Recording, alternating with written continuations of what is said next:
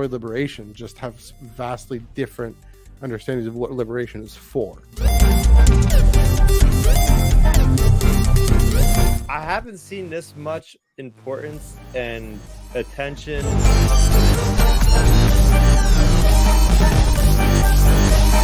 The story itself is a really wonderful, really great setup. Tractor beam has been engaged. Hello, everyone, and welcome to the Tractor Beam Comics Reviews here on the Star Wars Underworld Podcast Network. Today is Wednesday, June 5th, 2024. It's 22nd week of comics in 2024. It's the first week of High Republic on the live action in 2024. Yeah. Star Wars history. We'll definitely we can't help it. We can't help it. It's High Republic, and we're fans. We're fans. Yeah. So we're gonna get into. We got two comics today. We'll get through those two, and then a bit of Acolyte High Republic comics news about a little bit, and then of course we'll dive right into what everyone else is talking about, even though it's not a comic book, but that's okay. First up, let's do plugs out of the way. You can follow us on follow the main podcast here, Twitter on Ion Canon Pod, Twitter, Instagram, and Threads, EYEONCANONPOD, and on Twitter, STARRAPTER. We've also got Starraptor at Substack.com and Outer Rim Transmissions and all the fun stuff. We'll pick that up again at the end. Just what we're doing, what else we're doing here, especially now that this beautiful High Republic live action show is out and is in our eyes. But we got comics. We do have comics to talk about. We're gonna dive right into those first. Before we, why not? Because there's still stories. There's still stories happening that are, believe it or not, not called the Acolyte. I know. I'm just stories written by Charles Soule, with art by Madabek Muzabekov, colored by Rochelle Rosenberg, cover by Steven Segovia and Rain Barreto. This is, of course, Star Wars Ongoing, number 47 of 50. Lando is all in. The trial of Lando Calrissian for treason against the Rebel Alliance comes down to its stunning finale. The evidence is not in Lando's favor, nor is the fact that he's offered a full confession to the crimes of which he is accused. Does he have any cards left to play? I love that. If you can show the cover up again, Chris. Or I can. There we go. Yeah, I just love that. First off, at no point in this issue does he actually sit down and play Sabacc with cards of the different characters there. But yeah, it's definitely he makes this gamble. And I was thinking about the word trial there in the title. It's called The Trial of Lando Calrissian and sentencing and all that. Thinking about another Charles Soule book has the word trial in it, Trials of the Jedi, and how the word trial in this case, I realize it's double entendre. It's or maybe even a triple entendre, if you will. Yeah, he's being charged in a legal court for betraying rebel intelligence. But this really has been about a trial, as in ascertaining whether or not his loyalty is to the rebellion or to himself.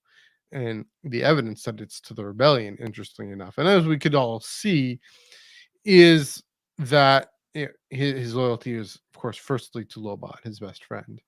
And then Lobot, of course, who takes the stand, says, well, I'm all better now. And Lobot, I'm all better now. And so the only thing that really is left is the Rebel Alliance.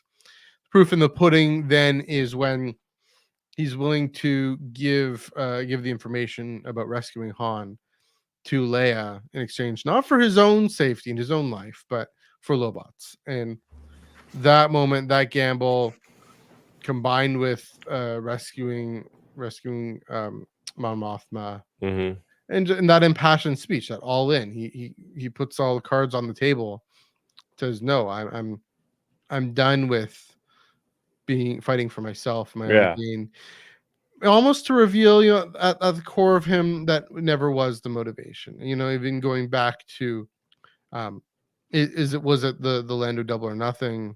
Yeah. Or at some point, how he sacrifices himself for the sake of his workers on Bespin, and how he actually is out for the good of others in this, and it has been taken up into this fight against imperial oppression. And so that trial, that test, that refining comes to a head here in this issue, and in a really convincing way. In even that moment, like when he takes the stand, it really, you get the feel and the focus of a main character. And I've said this a few times. It's been really nice this past arc to really say, hey, Lando is the main character of these few issues, this chunk of this ongoing Star Wars comic. You can have anyone be the main character. We thought Luke would be the main character. He might be in the next issue. This kind of Dests of Alderaan. It's coming out, number 47 or 48 rather. We see at the end. But yeah, it was a really, really good character focus. We dig in, we dig deep. And so yeah, 48 will be a Luke Leia story. 4950, yeah, we think is probably going to be the Battle of Tanab, and back to Lando and Mon Mothma. There's that. And then lastly, when we think about General Madine and even Admiral Akbar, they don't end up looking all that great, which is funny. I mean, Akbar, he has cred, he redeemed himself. Madine, I mean, we only see him briefing in Return of the Jedi, and we, we don't get much, but we trust him in that moment, and he's fine. Here, he looks bad guy. Yeah, he looks fearful. He looks like vindictive, and it's an interesting wrinkle. I'm not knocking it. It's just I didn't expect. Yeah, you kind of have to have some sort of tension here. Yeah, they're almost vilifying him in a way where it's like, how can you not like dislike this guy? He's just a jerk the whole way through. Yeah, so all these different characters and everything coming to a head. And then that moment at the end, even the lawyer showing her heart and saying, "Oh, I recognize this change in you. Stay out of trouble in case you get into trouble. You have a number." So a good wrap up. Good wrap up. Felt a little slightly quick, but not terribly quick. And that's the last thing I want to say is, we almost Charles could have written it. Oh yeah, Mon Mothma, he saved me.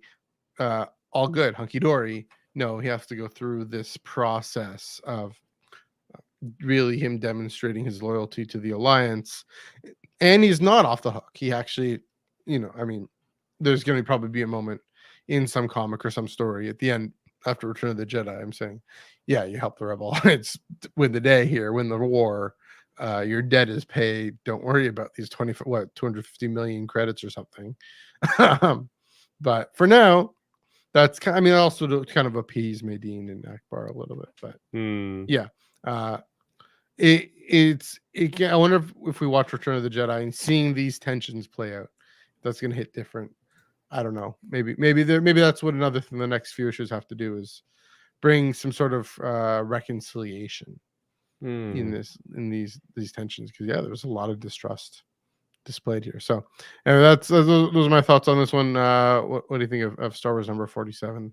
Yeah, it went exactly as I thought it would, actually, in a way. I think I called out that Giorgio, the defense attorney or whatever, was like, she planned all the stuff for the scrabby mercenaries, even with what was interesting with the droid at the beginning, adding a little bit of sense of urgency to like, hey, let's get this thing done, let's get it over with.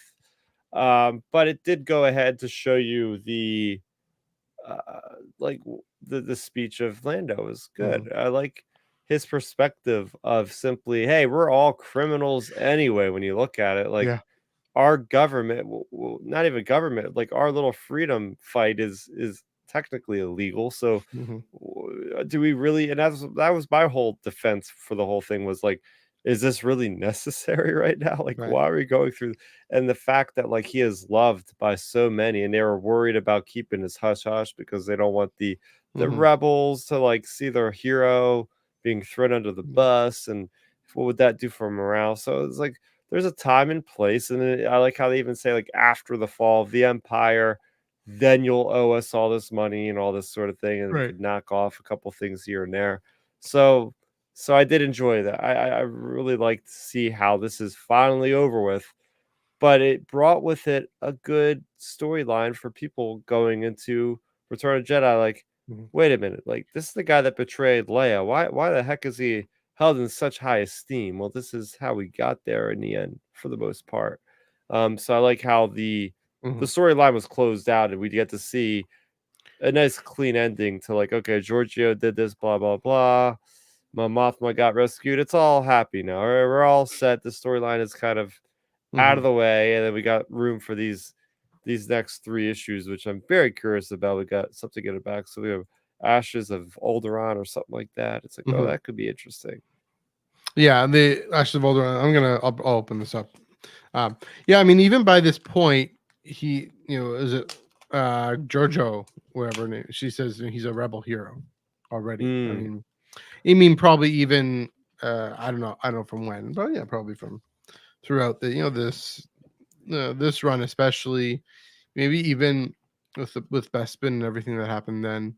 Um, yeah, here's uh yeah, ashes of the not the Ash of Jeddah, the yeah, Ashes of Alderaan.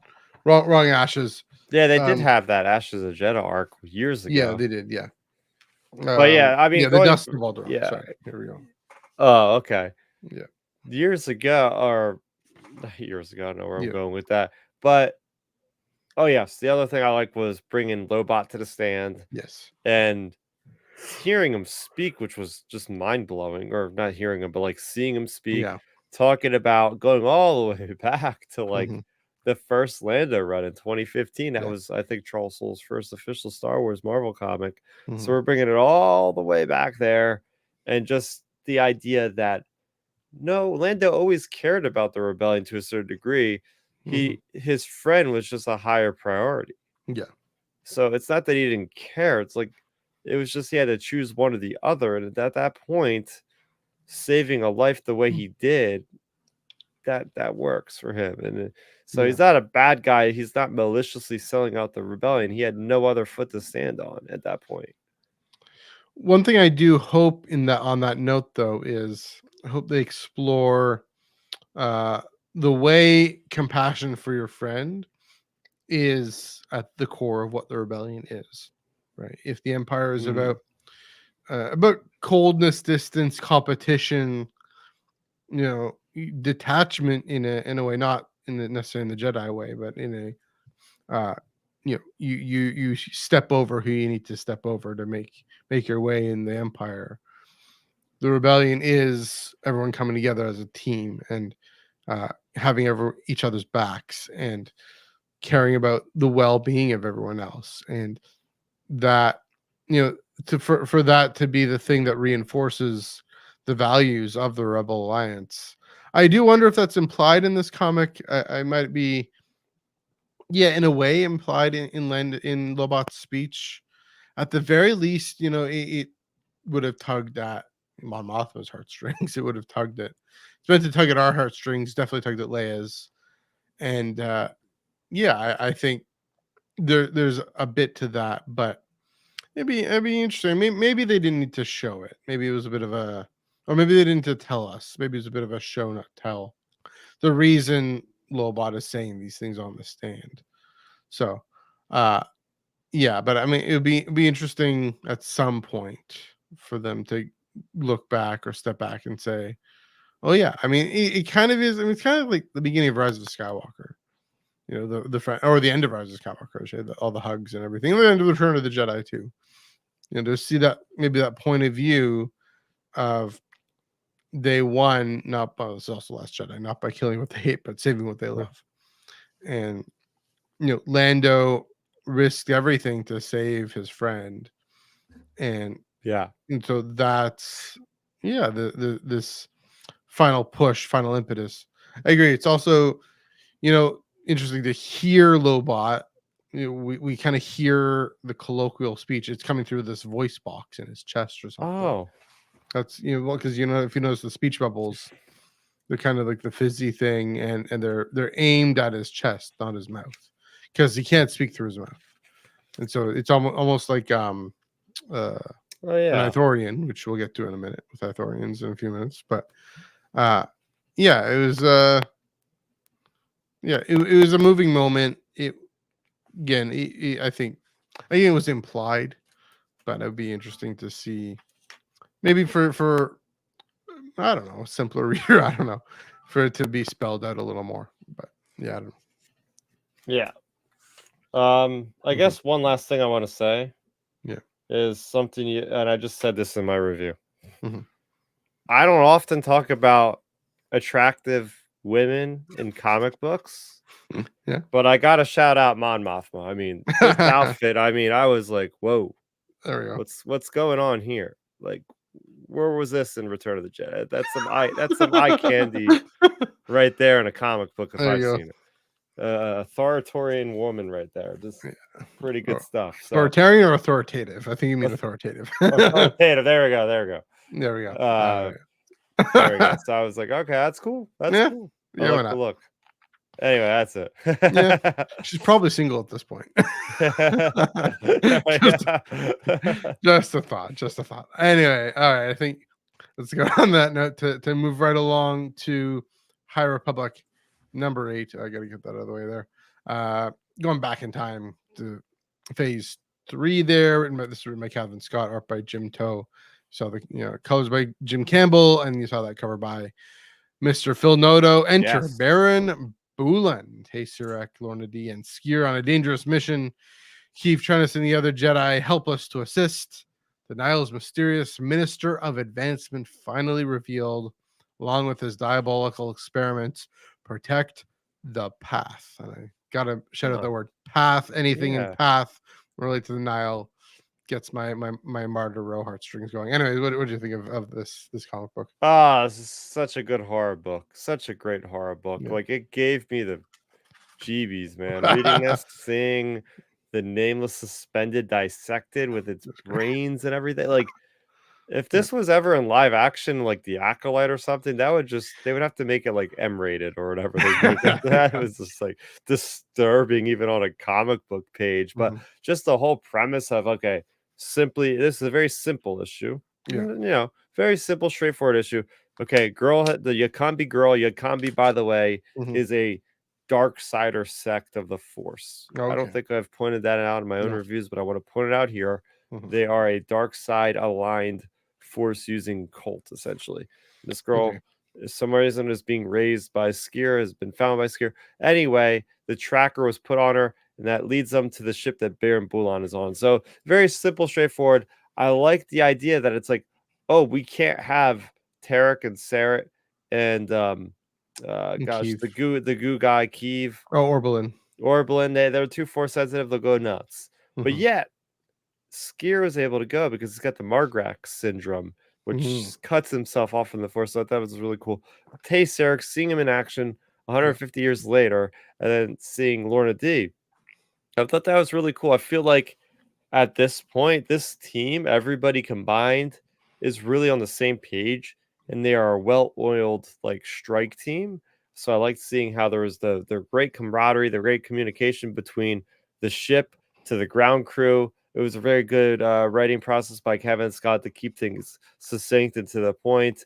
But then to see everybody get overwhelmed, and of course the saving grace was Keith Trennis sacrificing her sanity to go there. And correct me if I'm wrong, I think it's the first time we see a Jedi Knight defeating a nameless, like in close quarters combat. Like anytime they got near any of those things, they succumbed to it. So I don't know what happened with her to be able to train herself to be able to stay sane enough to just behead the thing, which was grisly in its own right. But that was really awesome. And again, to see Lorna D continuing to feel more like an ally than an adversary these days is very interesting. So yeah. It's Keith Trennis. She's Keith. She's maybe the second most important Jedi in this whole thing. I don't know. Not the sign of the end of the High Republic. Vernestra is at the end of the High Republic. We'll get to that in a little bit, as promised. But yeah, definitely. Yeah, I can see Keith always being about deepening her and strengthening her mental discipline, her ability to say, this is what needs to happen. I mean, we see it in the comic. She rushes right in. She rushes headfirst into the situation where she knows she's going to be in danger. And yeah, she's able to just with the rapidity of it, the speed of it, just spin her lightsaber and get the Nameless out. Yeah, it was decisive, and that's the thing that struck me ever since the short story and the Tales of Light and Life.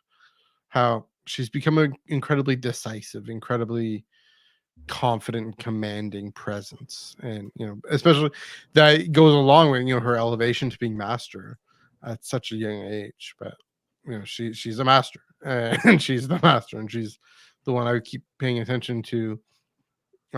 Yeah, you mentioned Lorna. First off, I'll say even she gets this jump scare. Here's my panel of the week: jump scare so much her head does fly up. It's like, wow. The Nameless is actually alive, being dissected with the brains as well.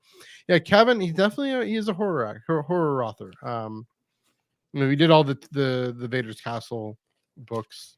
He's done about, I forget what else. I mean, he's done Doctor Who for sure. I don't know if those have been horror, but yeah, he's always tapped into horror vibes. He did this really interesting independent comic about these kind of this parallel universe monster thing. It's really neat.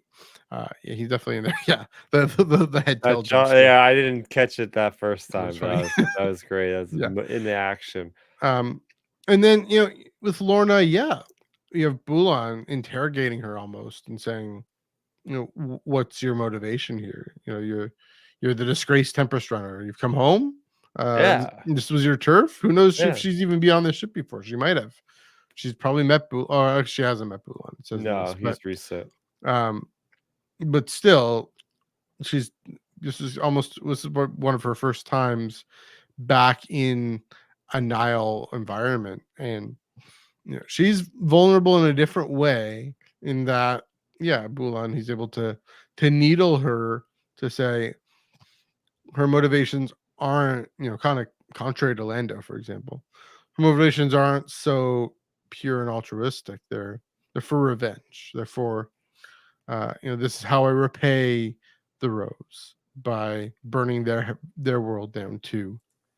And yeah, it's curious. It's a great moment of revelation to see just where she's at. But the fact that it is a bit, I don't want to say purer, but more honest than she was before. I think Kiev is drawing that out from her as well. Being around Kiev, being part of this Jedi team, drawing out from her. Kevin's always been able to write Lorna so fantastically well. Probably even more of a developed character of his than Kiev is. I think so. Yeah. Really, I mean the whole audiobook. She's getting her second audiobook by him, or radio play rather by him, and that was fantastic. And that, of course, goes into how she got linked up with the Rose and with the Nile. The Rose, R-O, apostrophe S. Yeah, but then the one thing, like you mentioned, the team and how her and Tay and Skier are able to go. And I keep saying this, I keep thinking about this. One of the keys to defeating the Nile and defeating the Nameless is to let the Muggles, if you will, take action. Let them be the ones to lead the charge, because they're less vulnerable. And so for the Jedi to say, okay, this thing we fear the most, the thing we fear the most is not being the guardians of peace and justice in the galaxy. The thing that is keeping us from that is that our own force sensitivity is being used against us, our sense of meaning and existence in the world, in the galaxy. What the way forward then we see in this, we even saw to some extent, I keep going back to this in Fallen Star, how Bell is able to say, hey, all you mechanics and pilots and stuff, help out here. Can you help out here? Figure this out. But in this case, even more immediately, let these other folks be the guardians of peace and justice in the galaxy, as a way of the Jedi guardianship of it, the way of neutralizing that fear and that vulnerability, so that the Jedi can then become the guardians of peace and justice in the galaxy that they all want to be and hope to be, and have that influence. They have to share that influence, and that's the big challenge, that they have to share place. And yeah, we can say in 200 years it goes into a darker place. It's the thing that Palpatine is able to say, you know, the Jedi aren't independent from the Republic anymore. But at this point, it's the Jedi can't afford to be, because they're the ones they're not capable of it. They're more vulnerable. And so this is this example in microcosm of that. I liked seeing that in microcosm, and it was really effective. And just the deeper, the bigger idea of the High Republic, that no, the High Republic Publishing, I should say. Yeah, yeah. They get teased that. So yeah, those are, I mean, further thoughts on, do you have anything more about this one? Yeah, I mean, I think it's just cool to say Tyr Sarek and his droid Scoot was back. I don't Yeah. recall seeing Scoot before in the previous issues, so it was nice to see that droid was back in action again, doing the fun stuff there. Right. I like the surface level stuff, such Yeah. as when you translate American phrases into the Star Wars phrases, such as, you know, we go, it's not my first rodeo. It goes, Yeah. oh, it's not my first Rathtar Derby. Yeah, it's fun. I love when Star Wars authors come up with a creative use of like a known phrase in our world and put it in there. So that made me literally laugh out loud when I read that. Yeah, it's good world building. Good one. But now, do we have 2 issues or 4 issues left? Is it 10 or 12? I think the checklist says 10. Oh my gosh, the next month is going to be the penultimate issue. I mean, it would make sense, because when's the audio drama coming up? Probably pretty soon. So I'm guessing they're going to finish this up before that comes up. Oh, maybe. Okay. Wow. I can't imagine Marvel not having like a High Republic book for a while. I mean, maybe there are 12. Maybe there are 12. Tempest Breaker. So Tempest Breaker, that's coming out December. So wow. I don't know. Yeah. Let's see. Public. The checklist says 10. I remember. I think it might be 12. I think you're right. I think it might be 12.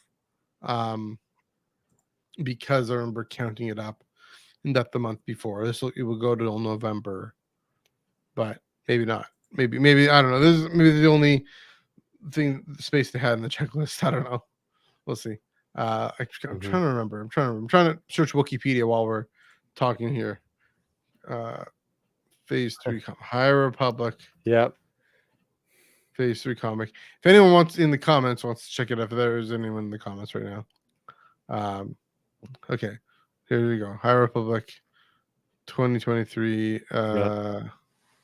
Let's see. Yeah, the Wikipedia says July and August. And that's it.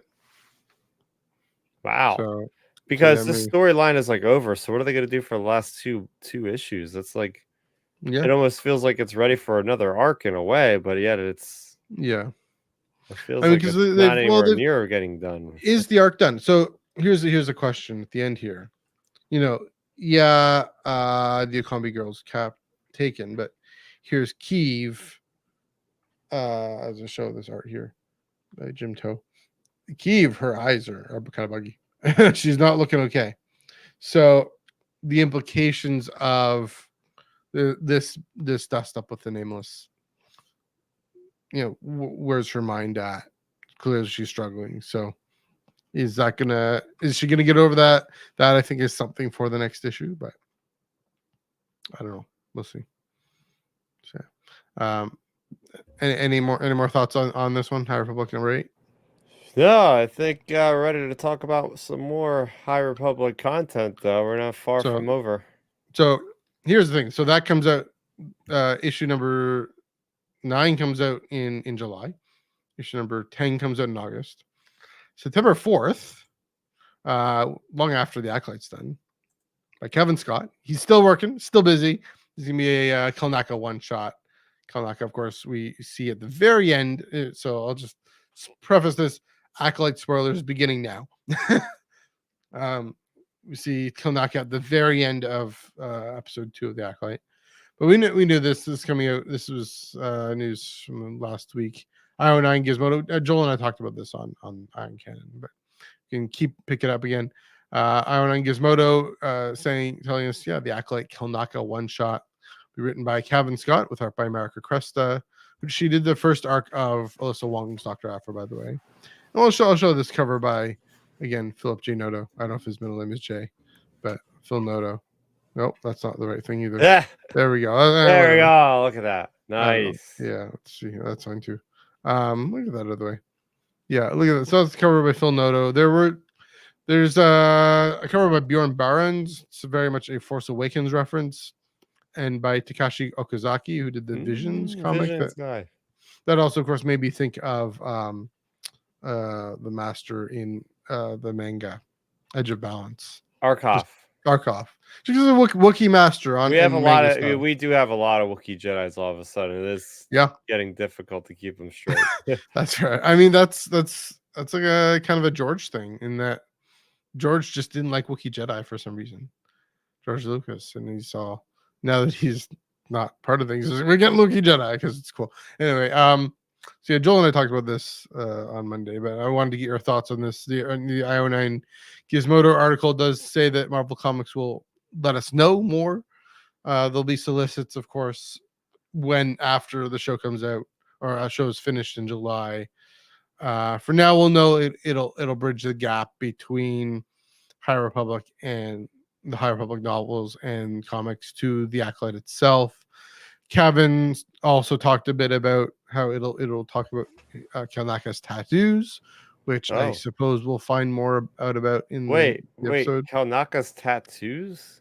That's what the Gizmodo article talked about. This Kevin Scott quote. How does a Wookiee have tattoos? That would require Wookiee to be shaven, which would look really weird. That's a fantastic question. I don't know the answer. I'm assuming we'll get that answer some Tuesday night at 9 p.m. Eastern over the next month and a half. But I love this idea that Kevin Scott is going to be the one to write this. It makes perfect sense. I mean, he's one of the architects of the High Republic.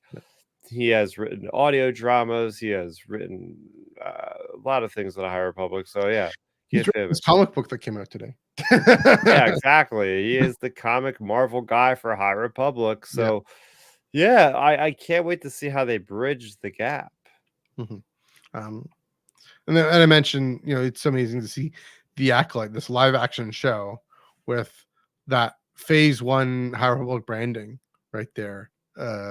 It's like, I think it just says, trying to see, like set in or part of or something. Like, just to see the two together, to see paper and screen have met together and kissed each other. It was fantastic. I don't know. Do you have any more thoughts on this one? Yeah, I mean, it's just cool to get like something that ties in that's not an adaptation, right? We haven't gotten like an intro to the Obi-Wan comic book series. We haven't gotten an intro to the Mandalorian comics, right? Like, so it is neat that Leslie Headland, it would be her choice to be like, go ahead, make a comic. Right? Jon Favreau, Dave Filoni wouldn't do that. They wouldn't give them the green light to do something like this. So again, Leslie Headland, she's one of us. She's somebody that probably said, let's have a comic book. This is what I would want as a fan. So let's do it. Do we know that's what happened? Like, that's why there haven't been any tie-ins? I'm pretty sure. We haven't gotten the answer, but I mean, just look at everything, right? Like, even with the Andor stuff, I feel like they're a lot less tight-lipped about a lot of things. That's true. Like the black box. Yeah, it's just so tight-lipped about everything when it comes to Mandalorian, to the point where it's like they can't even add an extra scene from like a season of TV that came out like 5 years ago. Right.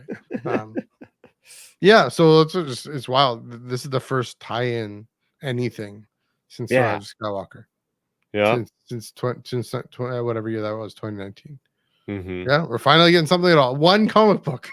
But maybe canon matters, right? Just like Rogue One Catalyst, maybe. We'll get more of this down the road. Lucasfilm's going to churn these things out more often. That brand synergy. Brand synergy, and also this really does show, yeah, and we'll get to it even more in a minute, but that this show is more explicit, more consciously tied in, it was written more consciously with an eye to these books and these comics that are so popular and so beloved. And yeah, they're having, it's possible even to even draw a line between the two, even though, you know, you could, right? You could do a tie-in that doesn't affect anything on screen, and not like this necessarily will. It's coming out after, but I think there's the intention a little bit. There's at least more awareness on Leslie Headland's part that those of us who read these things affect the way we watch a show. Because for her, the way she reads these things affects the way she watches the show, affects the way she's written this show. Very clearly, that came up very clearly in these first 2 episodes. And so, you know, Tony Gilroy, he didn't read Catalyst. I don't think he cares. It doesn't really affect the way we watch it. You know, Deborah Chow, maybe she's read the Charles Soule comic. Maybe she read some other things to get inspiration, ideas. Was there as much of a consciousness of that when she gives us the Krakenmeter's mask and this whole Anakin versus Vader through the Kieran Gillen comic explores? Maybe, I don't know. This seems to be at least conscious and aware. Not necessary to read any of this stuff, but it more of a sense that it changes it. So this is just further evidence of you know, I mean, I'm almost kind of feeling vindicated, but not necessarily. It's just there's further evidence that it just wants to be more connected. Yes. So yes. That. I felt very vindicated with one of the things that happened in the Acolyte. Well, actually, a couple of things. Yes. Why not tell us? What are the things that happened? Freaking Barash Val mentioned in a live action anything just blew my mind. I made a whole video actually on it. Put up the thumbnail of good old Kirak and Fala doing the same exact meditation above the ground as I think his name is Master Torben. Which was, I think, named after Torben Buck. I didn't. There was something about that name when I was first. It sounds so familiar. Buckets of blood. He's done a Che. Yes, but he's named after buckets of blood. But no, looking at this series real quick, I know we're going to each talk about our respective shows, but this was everything I wanted and maybe even more. Because as I said right before we start recording, not often do I feel the urge and the need to go back and watch anything Star Wars immediately again anymore. In the earlier days, right, when Mandalorian season 1 was out, I would watch everything twice, and that kind of luster is kind of worn off a little bit. But now I feel like this show feels so much different from everything else out there. The pacing, the sets, the actors, the characters are all so interesting. The lore tidbits, like you feel like Leslie Headland was that 11th person as part of the High Republic team that I seen her walking out on stage with during Star Wars Celebration in London this last spring over here. But yeah, I mean, everything about it, just the mystery of it all, the plot, this really interesting story between twins. We said we're spoilers at this point. Twins. And I've really appreciated, I heard the damn theory that there's gonna be twins, and I was like, oh, this is gonna suck because they're gonna deal with it the whole season. I'm gonna know the big spoiler. But they handle it in the first episode. I'm like, okay, I feel like a weight has been lifted off my chest now, that I feel like there's still so much I don't know about, everything I don't know about going forward from this point, you know. But yeah, what are your thoughts on it? So I want to say 2 things again. I'm gonna keep the bulk of my thoughts on canon a week later, a week from now on Monday. And you're gonna talk, I'm sure you're gonna talk about Outer Rim Transmissions.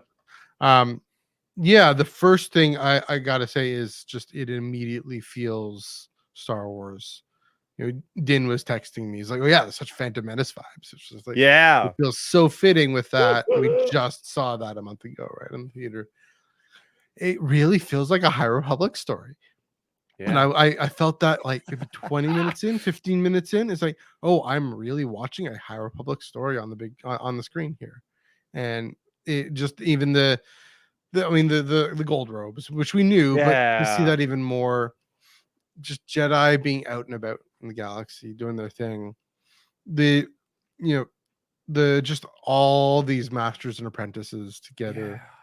Even the way Yord, I mean, we know. Well, here's the thing: even the way we know Yord talks, "Oh, I've made night," and we know he's full of it.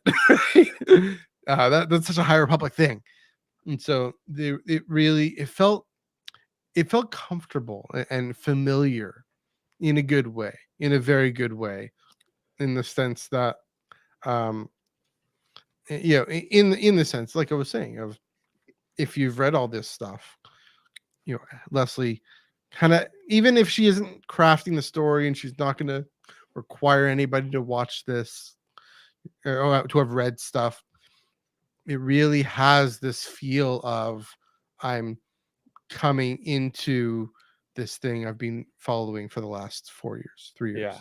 And so there's that. One of the big examples, even Charles Soule even posted it. Yeah, the brash foul, like you mentioned.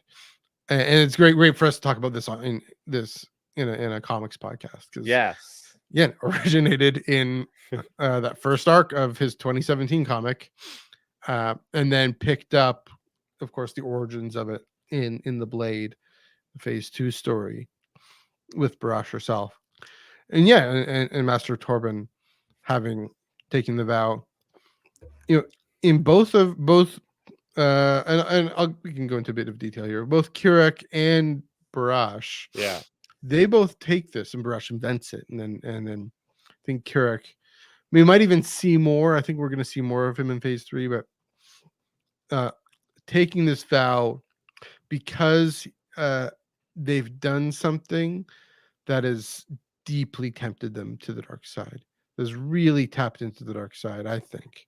With Barash, it's kind of hard to see, but I've always, when we were looking at that comic, like, I'm certain, I know this is the path, and boom, it turns out she got it completely wrong. In siding with this, I think, siding with this one faction in this civil war there, and clearly understating or undergirding with Torben, that he's done something that he continually needs to be purified of, and probably something to do with May and what's her name? Is it not Asha? What's her other character's name? Why am I blanking on her name? The other Amanda Sembler character, the twin. Osha? Yeah, Osha.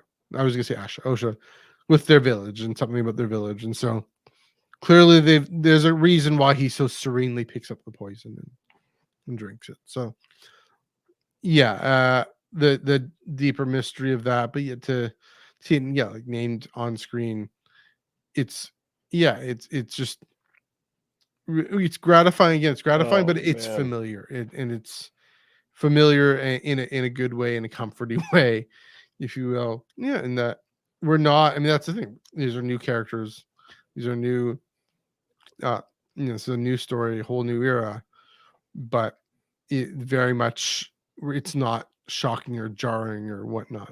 Like Andor is jarring intentionally. It's intentionally jarring.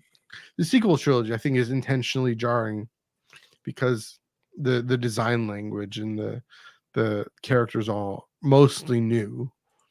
Here, the characters are new, but the design language and the actual spoken language, again, Yord, I've made night. And the way they talk, this elevated speech that even sounded like Creighton's son, well met, Creighton's son, well met in Phase 2. So, there's obviously more to say, Master Soule, is Joel talking about here. Named after Charles Soule, by the way, for sure. And Joel also agreeing, they got the twins thing fast.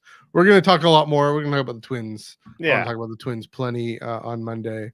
But any last thoughts on Lost, Found, and Revenge Justice? Okay, so just the idea of a vector just flying by the window. I just like, we saw kind of shots of it, but yeah. And then you have the Moidians talking. I'm like, is this a fever dream right now? What is happening? There's a female Nemoidian, and it reminded me going back to the Brotherhood novel by Mike Chen. There was that female bodyguard Nemoidian. I'm thinking about that, going, this is the kind of stuff I love to see. And then the attention to detail with just the passage of time, I think is brilliant. It's only been 100 years, but we still haven't had a 100-year jump in Star Wars within the live action. So to see, for instance, a Gonk droid looking different, very strikingly different, to see like the Jabba the Hutt like droid thing that comes out of the wall to like to survey people, that looks different, right? Looks nicer. It looks higher class. It's the Jedi Temple, the Jedi Outpost. Yes, we have a Jedi Outpost. We get to actually go to a Jedi Outpost. We get to see so many. Oh, I don't know if Neil. I have to look at the credits. Does Neil Scanlon work on this? Because I feel like he has. Because, oh my gosh, the amount of new species of aliens. In a little over an hour, we've gotten more.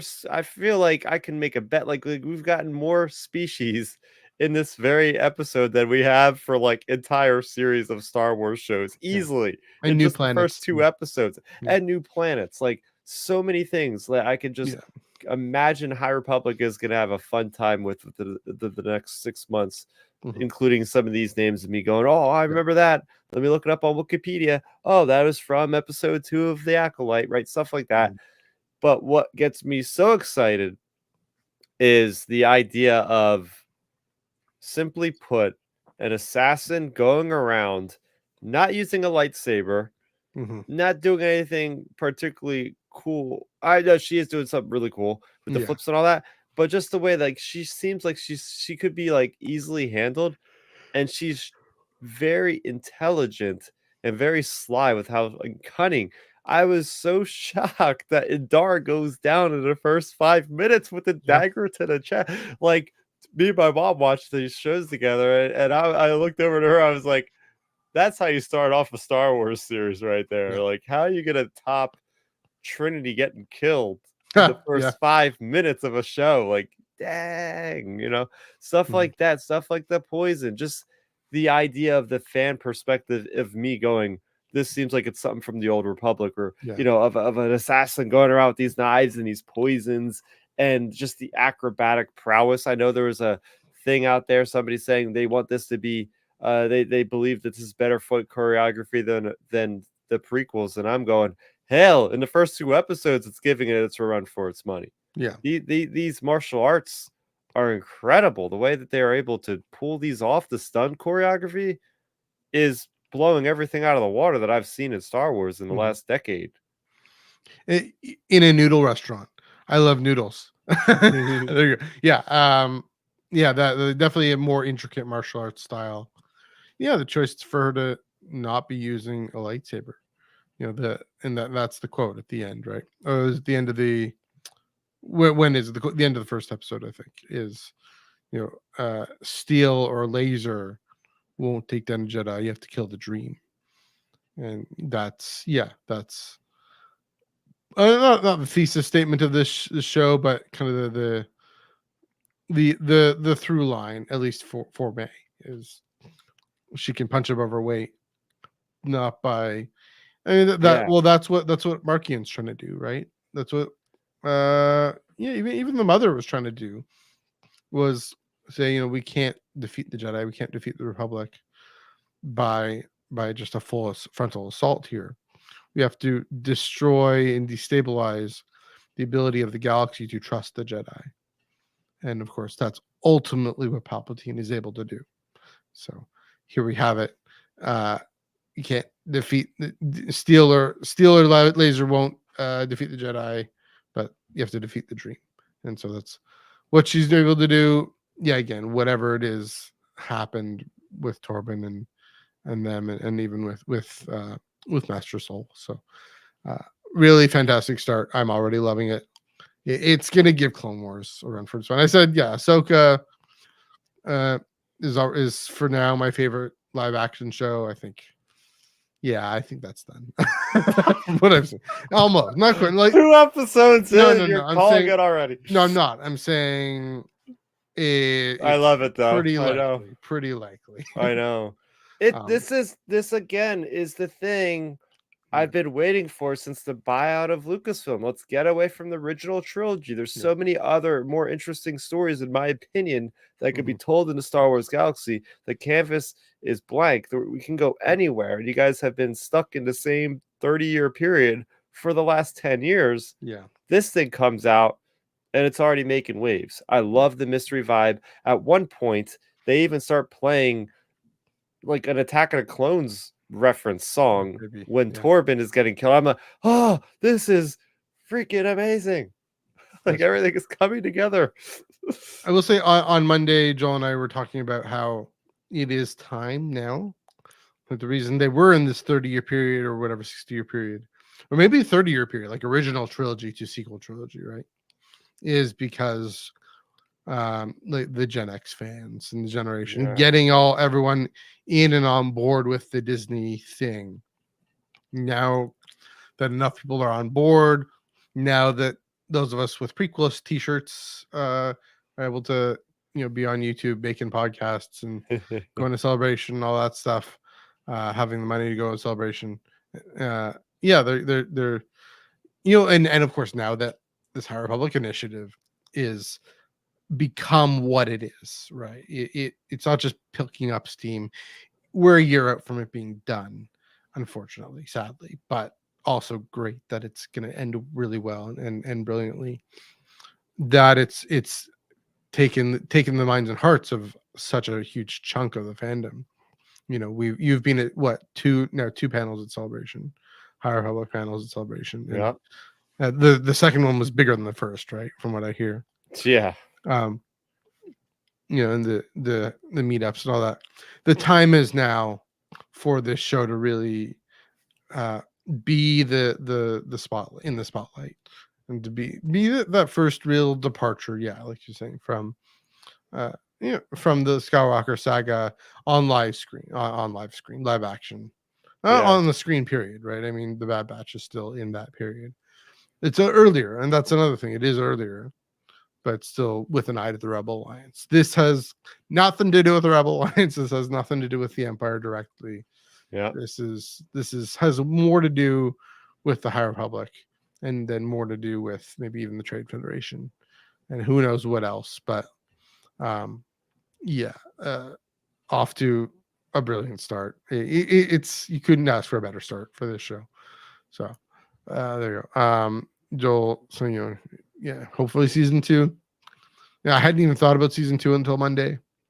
There you go. I feel like by the end of the week we might even get an acknowledgement of season 2. Yeah. The way I kept thinking about this, Joel, is they have dumped too much money and resources into all these brand new sets that we've seen, and whatnot, and the costuming and the casting, to just throw it away just because it doesn't make out enough views or something. Because I've seen this before, other networks and stuff, like, maybe it didn't get enough views, but the amount of resources, it justifies it, to at least get another season. And I mean, it's tough for us to tell. I mean, it seems like a lot of the actors have already referenced like basically more story after this or something, from what I've seen already. But if and this gets me excited, if the Rotten Tomatoes is to be any indication, I think this is popular enough with people for it to get a second season. It's already at it keeps going up in its ratings. Critical rating is at 93%. This is better than I think most of the Disney era stuff so far at 93%. And it helps that these 2 episodes were uniquely tight, uniquely well told. Even the first episode, usually, was I talking to Dom about this maybe, or somebody, the usually the first episode is not all that, maybe it was with Joel, not all that interesting on its own. This was maybe could have been interesting enough on its own, but thankfully you're right. The way they ended it, I was like, oh my gosh, there's this guy with a red lightsaber talking about, did he say something about peace is a lie, or was that somebody else that said that? That was Kimmick. And May. So that's it. Another thing to keep Rotten Tomatoes. The thing whenever I see Rotten Tomatoes, I think of a review bombing. Yeah, it's pretty So dismal you right gotta now. ignore the fan thing. Just the critic reviews. Pay attention to those. I already seen that coming. You know, people are talking about it's the most disliked trailer video on the internet. It's like there's people that wanted to doom this thing to fail, and they've failed. Those people have failed. Yeah. They've made a great show, and people are critically praising it. So, guys, you lose. Yeah. Get over it. Get over it. It's over. I have the high ground. Oh yeah. All right. So we're gonna keep talking about the show. Well, probably I mean, especially since Tractor Beam, we're doing it 24 hours after the show comes out. Yeah. So but I mean, I will want to, Chris, you do you. I'll want to keep my thoughts mainly to Iron Cannon. Do a little bit here there. The only thing next week, there's only one book next week. Oh. So we'll probably fill in some time then. So we might do a little more. We'll see what happens. But yeah, Vader number 47. Vader number 47. We're still in Exegol, right? He's still hanging out. Oh yeah, he completely destroyed the Kyber crystal mountain. So and then the Suma Verminoth comes down from space. Yeah. And he's gonna it's gonna be an issue basically about him taking that thing down single-handedly with the force. Yeah. So and maybe as part of him trying to take out Exegol, take out Palpatine's power base there. Joel's enjoying this. So yeah, this should be good. This should be good. Yeah, we'll give this some time in the sun too. Yeah. Got to take a bit of Acolyte. Definitely got a bit of Acolyte. Now this is a take. Exegol in the Acolyte. I don't think so. No. You know where you can see Exegol in live action? It's the Rise of Skywalker. Sorry, I had to say that. I had to put that in. But yeah, it's really daring. Yeah, Greg Pak going back there, really diving in. Yeah, I mean that is to Joel's point here. That is a good point. That it is lining up. Oh, I don't know if lining up in terms of well, first of all, I don't know if Greg Pak got some note saying, hey, you want to maybe end up on Exegol. Here's a story about here in the Acolyte is a story most likely about the beginning of the Sith takeover, the Revenge of the Sith, and here's the story of the Sith Lord, the Sith apprentice, trying to wreak some havoc on the Sith Master's power base. And so very very Sithy. You're right, Joel. So in Darth Vader number 47. But also, again, keep in mind, this is also about the return of Anakin Skywalker. This is about him, Vader being tempted to remember his past. I mean, Sabe is still has come back into this story. She's still around. Who knows what effect that'll be, especially as very soon he's going to be confronting the son of Padme, writhing on the ground in the Death Star. But yeah, definitely, we're definitely in the home stretch here, very much in the home stretch with both ongoing and Vader, and we still don't know what's next. But Sunday morning at 10 o'clock, I'm gonna be right here. Hopefully, get my New York Comic Con ticket. So. Oh yeah. I was about to remind you about that. Yes. Yeah. So, the fan verification pre-sale. Hopefully, there's still weekend tickets. Can you imagine if they sell out a Saturday before they even go on pre-sale? I'll just throw a fit if that happens. They won't. It happened. Something similar happened last year where like the general on sale people didn't even get a chance to buy Saturday tickets. Yeah. So I thought that was kind of crappy. But that's basically what happens with San Diego Comic-Con now. Yeah. I was only able to get I was only able to get Thursday and Sunday because by the time general went on sale, I couldn't get them basically. But yeah. Oh, one last thing I want to mention. Mm-hmm. This is a comic book connection, everybody. Yes. There is a new Star Wars video game that came out, and I was very on the fence about this one. Star Wars Hunters mobile game. Mm-hmm. There is a comic book character, Matthew, that you might recognize from the War of the Bounty Hunters. Amara Vex is in the game as a playable character. Nice. You know who I'm talking about? She was Not a running fan. with Don't forget. I completely the forget. the female bounty hunters that were employed by Kira. Okay. She was one of like the 3 or 4 like the women team Were of those bounty videos hunters. you were just sending me over Messenger? Yes. Okay. I didn't know what was happening there. Yeah. Yeah. So I was sitting here like, oh yes. And what's even cooler Mhm. is, of course, with these multiplayer games, you get skins. There is a Dirge skin I unlocked for her. Nice. So it's got like the Dirge like style like Yeah. metal plate helmet instead of her normal helmet, Mhm. and like the coloration of like Dirge's gear. And it That's even has like a little like quote. Like the game actually has like some story elements where like the characters Mhm. have like quotes and descriptions that match along with other characters. This is So a mobile game, right? it's a mobile game, Oh, but it feels like it's a console game because yeah. it's meant to only be played on the Switch and on phones. Mhm. But I connect my Xbox controller with like a little screen holder I have, and it Nice. plays just like Battlefront. It's pretty awesome. That's But yeah, shout out to that game if you guys like any kind of shooters in Star Wars. Give it a try. It's completely free. You can play the whole game for free. So there you go. like it's not even turn based. Like it's actually like you can No, actually. it is. It's insane what games are nowadays because Man, they these actually these have devices like they can do stuff. free multiple. Like it looks really good. Like it runs at 60 FPS. Yeah. Yeah. Joel Davis. Make sure we shout out the Discord because we're gonna all be Yes. playing it on Friday nights. I keep forgetting to shout out the Discord on Thanks for the reminder there. On that note, get the plugs. Get to the plugs. Join the Star Wars Underworld Discord server in the link below. Where Friday night there's gonna be a video game. What's this game called again? Star Wars Bounty Hunters. Hunters. What do I know? What do I know?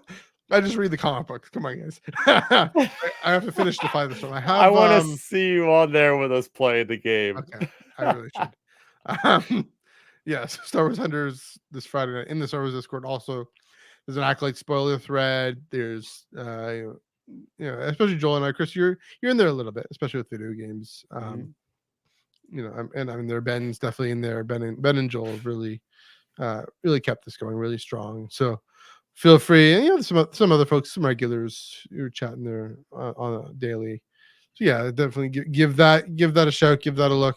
Also, of course, Twitter and Instagram and Threads at Ion Cannon Pod, EYEONCANONPOD. My personal Twitter is NEUG45, Instagram and Threads MNEUG1138. You got some Canada soccer, probably some Oilers there.